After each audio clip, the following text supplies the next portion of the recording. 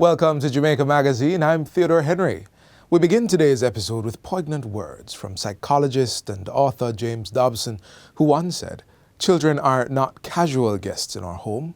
They have been loaned to us temporarily for the purpose of loving them and instilling a foundation of values on which their future lives will be built. Our duty is to be role models while providing a nurturing environment for our children to thrive." Today's episode is all about what we can do to ensure this happens. We get into it right after the news.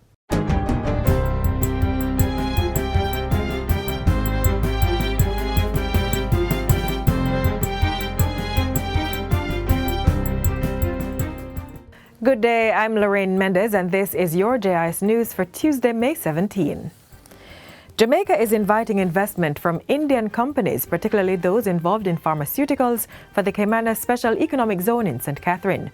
This is among the matters discussed when the President of the Republic of India, Ramnath Kovind, paid a courtesy call on Prime Minister Andrew Holness on Monday.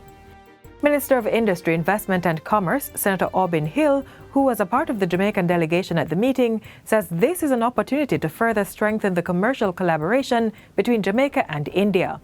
He says this is especially important as long supply chains are becoming problematic due to COVID-19 and the Russia-Ukraine war.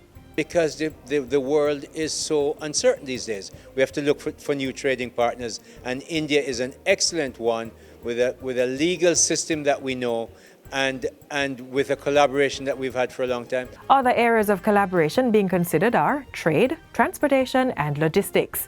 Monday's meeting at Jamaica House resulted in the signing of a memorandum of understanding which will provide for training through Jamaica's Foreign Service Institute. A part of the Tower Street in downtown Kingston has been officially renamed Ambedkar Avenue. Yesterday's unveiling was in honor of Dr. Bhimrao Ramji Ambedkar, a social reformer, politician and father of the Indian Constitution. The renaming exercise is part of activities marking Indian President Ramnath Kovind's state visit to Jamaica. Local Government Minister Desmond McKenzie says it's important to recognize and pay tribute to an outstanding son of India whose mark was felt not only in his home country but right across the world.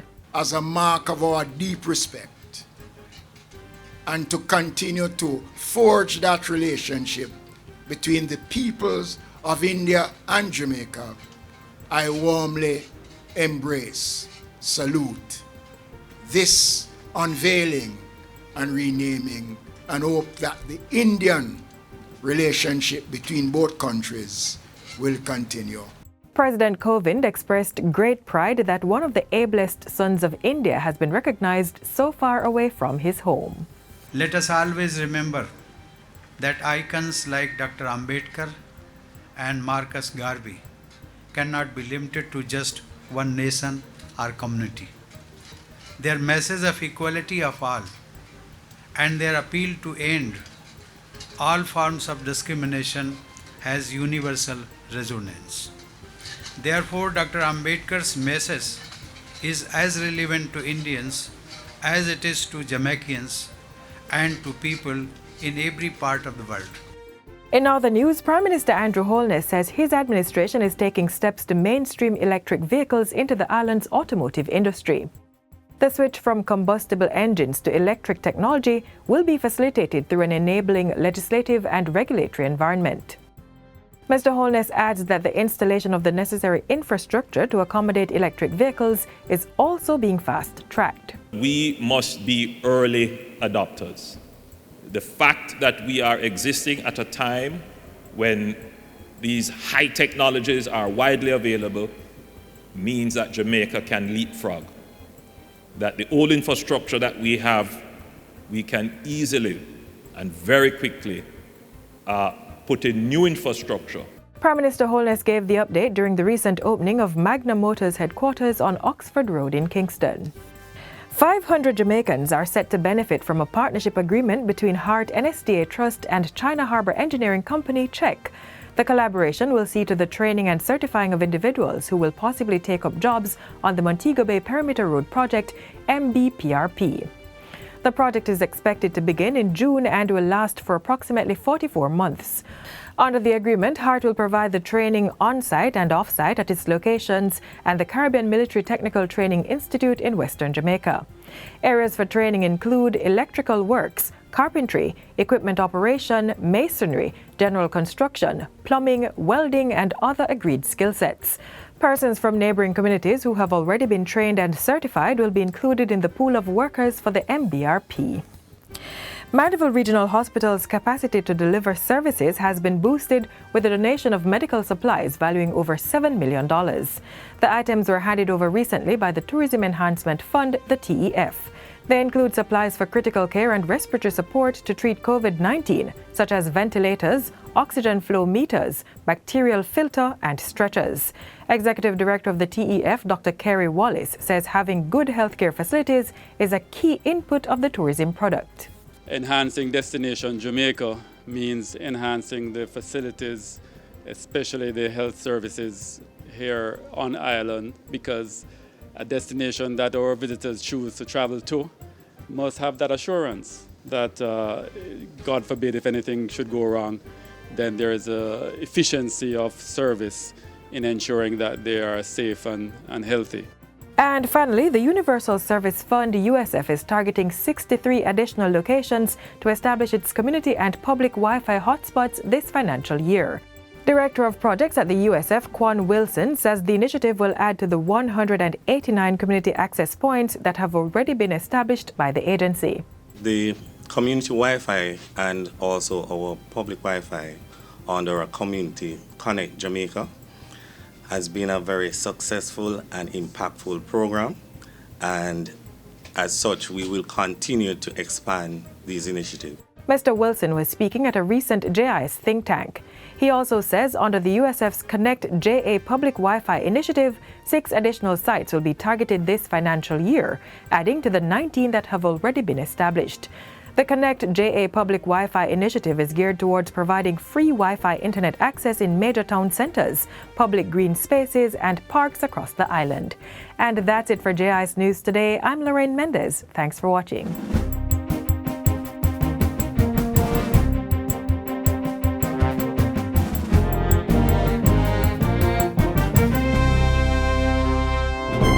Calling all farmers and fisher folk. The Agricare insurance plan enrollment period is now open until May 31st. We have an open enrollment period generally of the plan where members are able to enroll without any medical evidence of insurability. Farmers and fisher folk up to age 75 who are registered with RADA or the National Fisheries Authority are eligible to enroll. There's still a lot of opportunity for persons to enroll, and I think we need to ensure that we're making persons more aware of the products and the plans that are available, because something is available for everyone. You can determine between health, life, or critical insurance plans based on importance and affordability. Enrollment is from March 1st to May 31st each year. Visit the nearest Sagicor location or website to sign up. The Agricare Insurance Plan, a partnership of the Ministry of Agriculture and Fisheries and Sagicor Life Jamaica.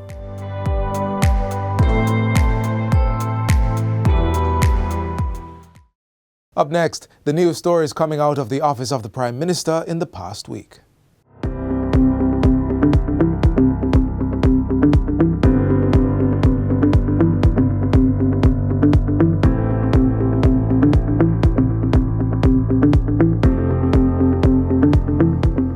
Prime Minister hopeful of reaching public sector reform consensus.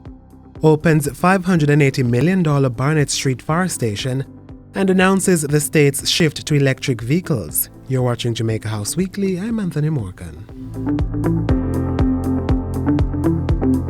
Last week, Prime Minister Andrew Holness was in Montego Bay, St. James, where he opened the new state-of-the-art Fire Brigade building on Barnett Street. The 4-story facility, which will now become the Area 4 regional headquarters, was built at a cost of over $580 million. It's the most modern fire station in the region and features a high-tech gymnasium, administrative offices, dormitories to house 170 firefighters, and communal spaces. Construction began in June 2019 and was facilitated by the Jamaica Social Investment Fund's Disaster Vulnerability Reduction Program. Prime Minister Holness says the complex is a well-needed infrastructure for residents and workers in the parish. But I will say this to you. If what we expect of the future of Montego Bay materializes, then this will become a mere substation in the next 20 years. Yes. So the building will be here, but if the city expands and grows as we expect, then you will fast outgrow this facility. And that is what we want to see. We want to see the growth of the city. While in Montego Bay on Friday, Mr. Holness toured the $70 million runway expansion project being carried out at the Sangster International Airport. He used the site visit to reiterate government's plan for the building of a fourth international airport at Vernon Field in Clarendon. Jamaica currently has 3 international airports: Norman Manley in Kingston, Sangster in St. James, and Ian Fleming in St. Mary. Ahead of his departure for Western Jamaica, the Prime Minister attended Thursday's installation of Ian Forbes as the new Custos Rotulorum for St. Andrew. When I did my own interviewing process and spoke to persons, it was clear that you have a high level of regard and respect in the community. So I have no worry that you will be able to execute the functions and exemplify the office. Mr. Forbes, who is a business executive, replaces Dr. Patricia Dunwell. He has been a Justice of the Peace for over 14 years and is now expected to supervise the over 2,000 JPs who serve the parish. Mr. Forbes will also hold the magistrate's role, serve in the Petty Sessions Court, and participate in the I Believe initiative. And while speaking at the installation ceremony for Custos Forbes, Prime Minister Holness addressed a rash of industrial actions taken by some public sector workers over wages. Mr. Holness asserts that the restructuring exercise taking place will be fair and equitable. He adds that the government will continue to negotiate in good faith with the unions representing workers. I urge reason.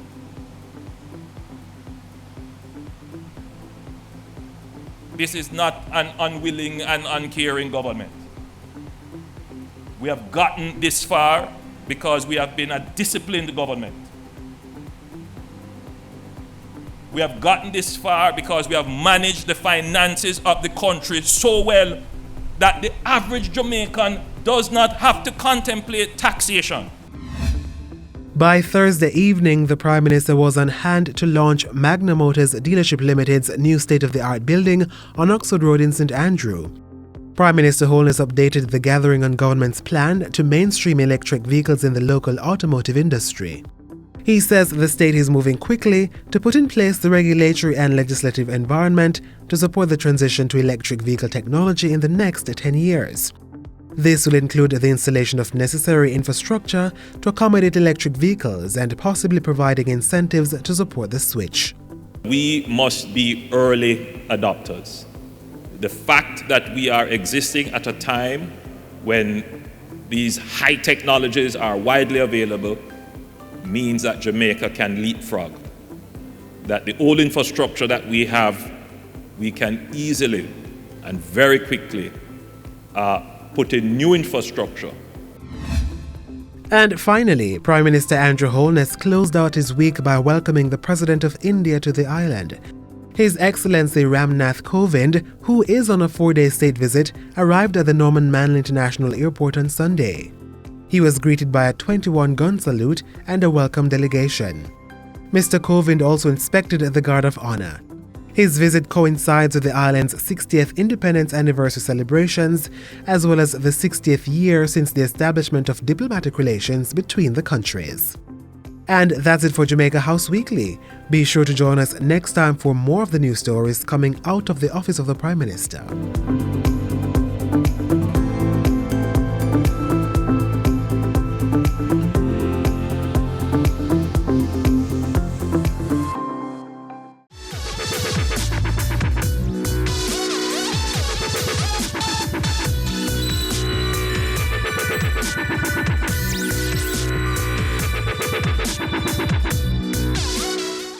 An adage from the Ministry of Education and Youth says, every child can learn, every child must learn.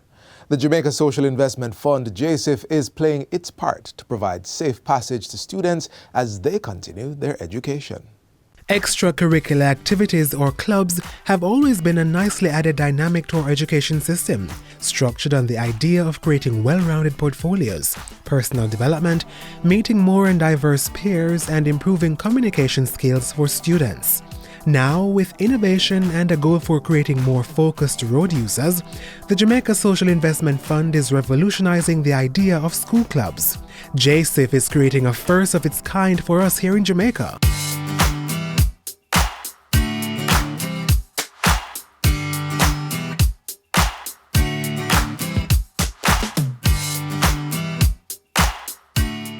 JSIF has teamed up with the Ministry of Education and Youth, the Ministry of Transport's Road Safety Unit, municipal corporations, the Community Development Committee, and the Jamaica Constabulary Force's Public Safety and Traffic Enforcement Branch to form the Safe Passage Safe Routes to School Road Safety Clubs. It's about to make traveling for children much safer through public education. I'm pleased that this social network was formed as a follow-up to a prior Safe Passages project, which aims to provide a safe environment for students as they traverse specific roadways and thoroughfares in the vicinity of selected school campuses. It was designed, among other things, to provide a safe environment for students as they travel to and from school in certain targeted communities. The Road Safety Club is an important software, I will call it. So beyond the hardware, the road safety clubs are designed to provide the sustainability to the infrastructure that has been provided. And it works by increasing the capacity of the teachers, parents, the awareness of the members of the JCF, and other persons who are in charge of keeping the roads safe. The infrastructure that was provided under government's $155 million Integrated Community Development Safe Passages project contains several components that make it easier for children to navigate the streets. The Safe Passages project contains several components, including the rehabilitation or construction of infrastructure such as sidewalks, bus bays, guardrails, painting of murals, installation of road safety signs, as well as the implementation of comprehensive public education and road safety program that will engage school staff, students, and residents from the beneficiary communities. And finally, to ensure that this is sustained, the formation of the road safety clubs, which we are launching in a very special and significant way today. The clubs are being set up in an initial 7 primary and infant schools across the country, namely Augustown, Bickersteth, Greenwich Primary, Hope Valley Experimental, Roehampton, Salt Spring, and Treadlight. At the core is the support from those monitoring traffic on our roadways daily.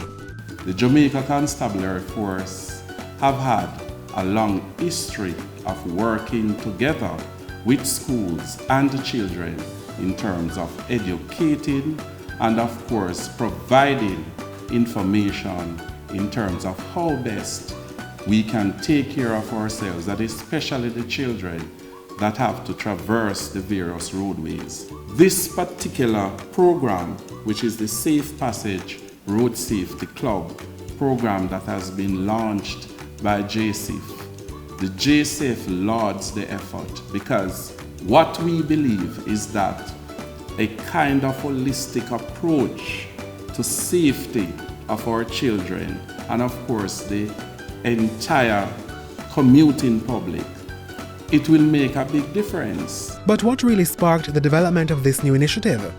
In terms of global statistics, too many of our children are suffering from fatally or other injuries. Many of these injuries and deaths occur in low and middle income countries, such as Jamaica. Furthermore, a large proportion of this figure is made up of children, particularly child pedestrians.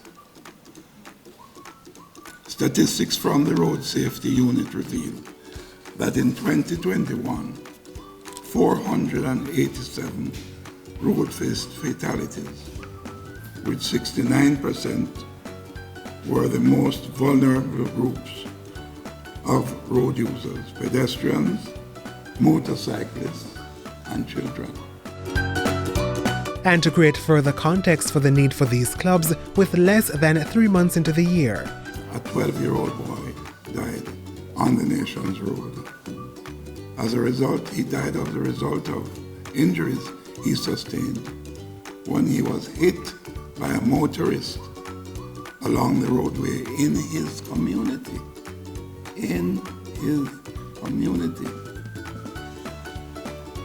Of Lilliput in St. James.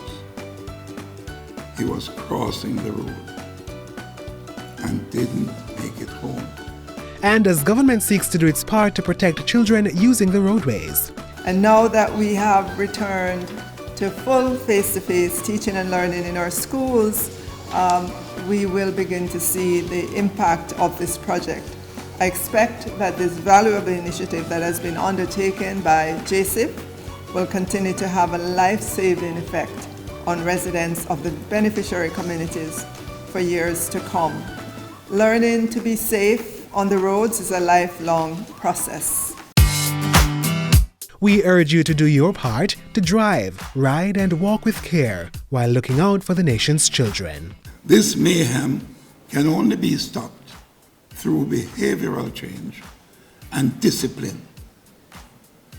We have a duty to our children to preserve them on the roads, at school, in our homes. This especially as we adjust to the return of full face-to-face classes.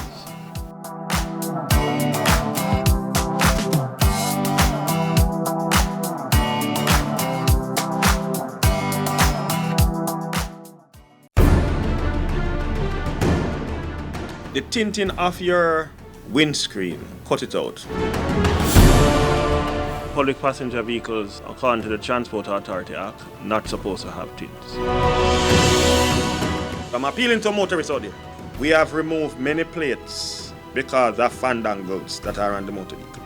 Colorful lights, red light, purple light, blue light, and these multicolored lights. Get them off. I've noticed some trends out there where there is different type of license plates on motor vehicles. Only the Jamaican issued driver's license plates are to be on the motor vehicles. Once you transport any passenger in a motor vehicle, ensure that they are buckled, whether they are on the front or they are on the back.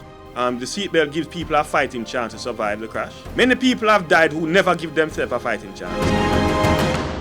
For so many of our children, their unseen tears have burnt, scarred, and sewn shut their hurt beneath their skin, and in many instances have fueled acts of rage.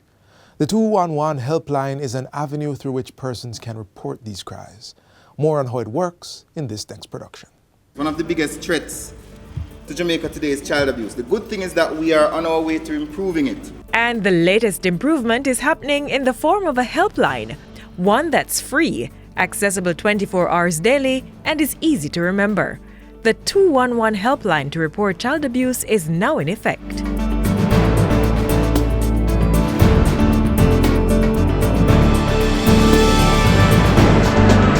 The Child Protection and Family Services Agency CPFSA has renewed its efforts to have a 3-digit telephone number to replace the existing 10-digit line 888-PROTECT, assigned to the National Children's Registry, the NCR.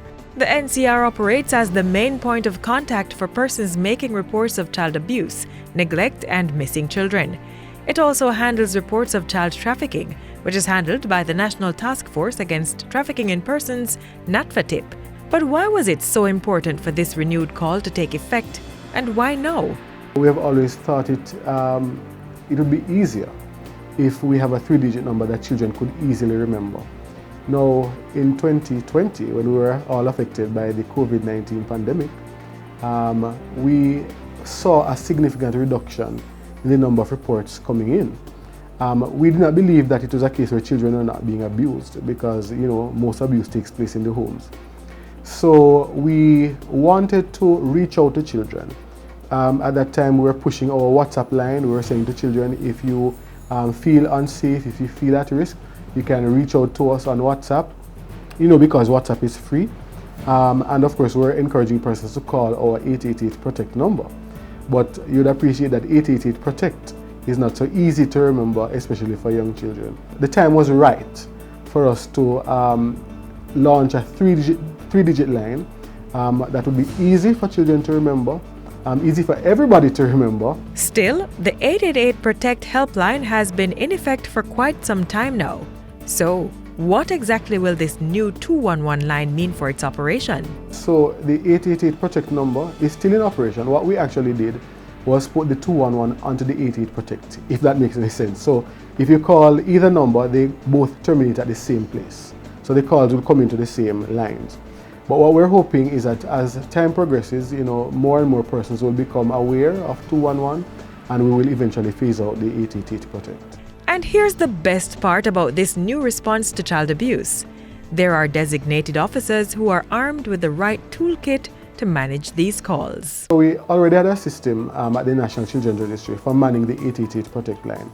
In addition to 888-PROTECT, we had a number of other lines that persons could call. So what we did was just to boost that system to ensure that when the calls come into 211, we would be able to handle them. So we have a set of trained registration officers. They're social workers, who are equipped to handle the calls when they come in. They're trained in how to handle various types of callers.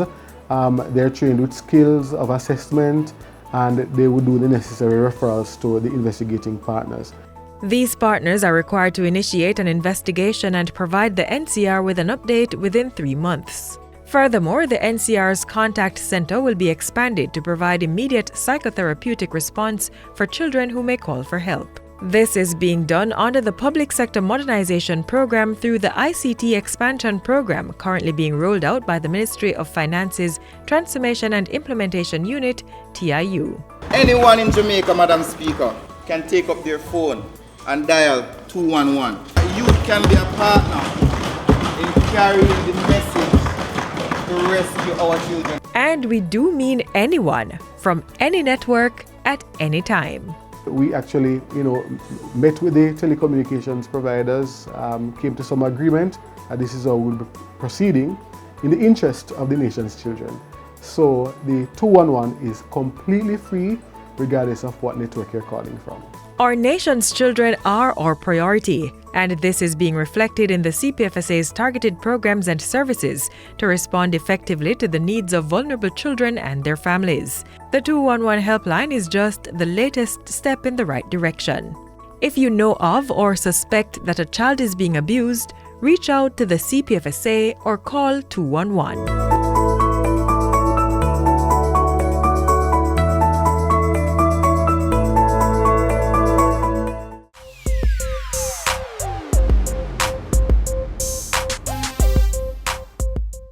Broken children can yield no positive results for society or the future. So please, make an effort to keep our children whole, because sometimes the healing hurts more than the wound. We know parenting can be difficult. We also know being a child can be hard. If you are ever in need of assistance, reach out to us and we'll be sure to connect you with the relevant agencies to make your life easier. Email us, Jamaica Magazine@jis.gov.jm. Contact us on social media, leave a comment on our YouTube channel, or download our mobile app. I'm Theodore Henry. See you next time. This has been a production of the Jamaica Information Service, the voice of Jamaica.